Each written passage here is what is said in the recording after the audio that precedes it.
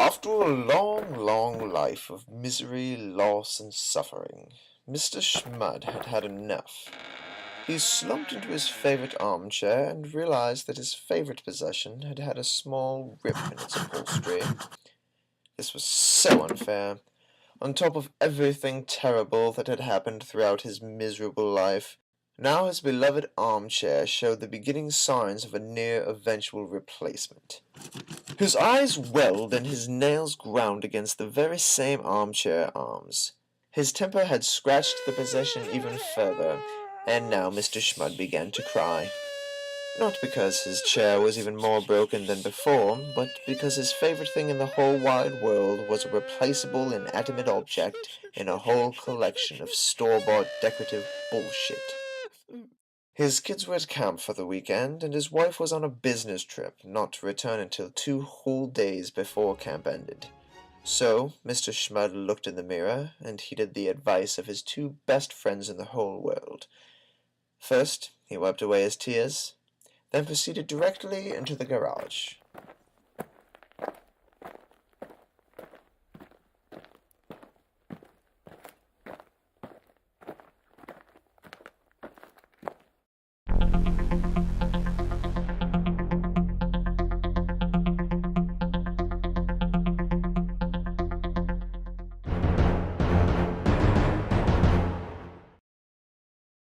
The garage was found near useless, as his car was at the airport waiting for his darling bride of 23 tedious and exhausting years, leaving the only gas-powered machinery being a lawnmower, which just so happened to be out of gas.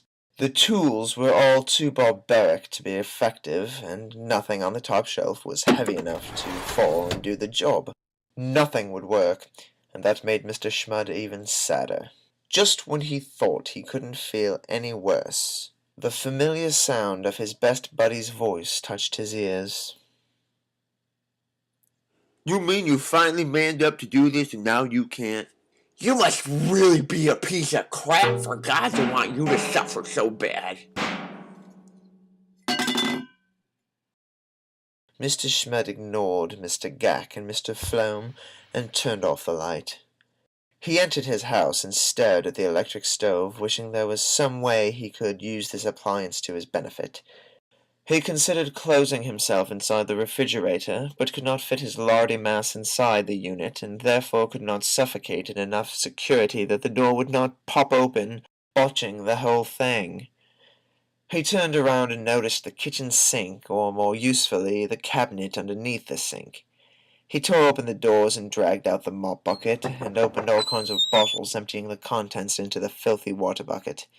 Bleaches and detergents, soaps and glass cleaners and degreasers, all into a thick, slimy pool of toxic waste. From the top cabinet he pulled a bowl and dipped it into the oasis of slippery gook, and it touched his fingers. At first he didn't notice, but as he touched the rim of the bowl to his bushy lip and began to swallow, the tips of his fingers started to tingle and burn, especially around the nail line and cuticles, and soon his tongue and throat would follow. His eyes watered and his insides withered and singed as he fell to his knees crying out for redemption. His anus leaked, and he heaved and hurled, whilst every orifice moistened and flowed with rivers of stingy magma, and fell asleep.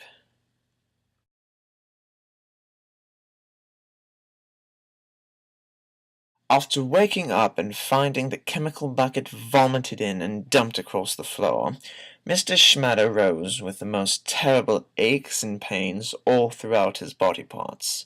He crawled slowly, due to the pain in his abdomen, an uncomfortable feeling of soft feces built up around his nether region.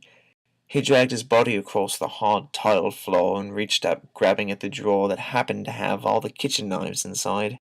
The grotesque Mr. Schmudd tried to lift himself up, and he fell to the floor, toppling over the sharp kitchen knives that landed on the floor around him, leaving only a few of the sharper filleting kitchen knives to land sharp side down into the soft and fleshy flesh of his flesh, lacerating only a few small pieces of his body, allowing blood to sop into the surrounding clothing.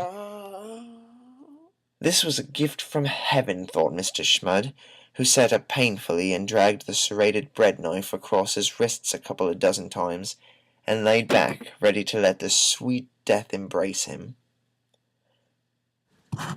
After only 4 or 5 hours, Mr. Schmudd's motionless body became restless and bored.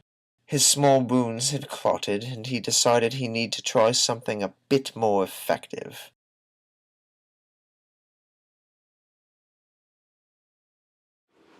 The more Mr. Schmudd thought about ideas on ways to kill himself, the more Mr. Schmudd began to think of the little things in life that made him happy, such as the birds and the bees, a gentle summer breeze, his family, and his job that gave him the weekends off, that penny he found.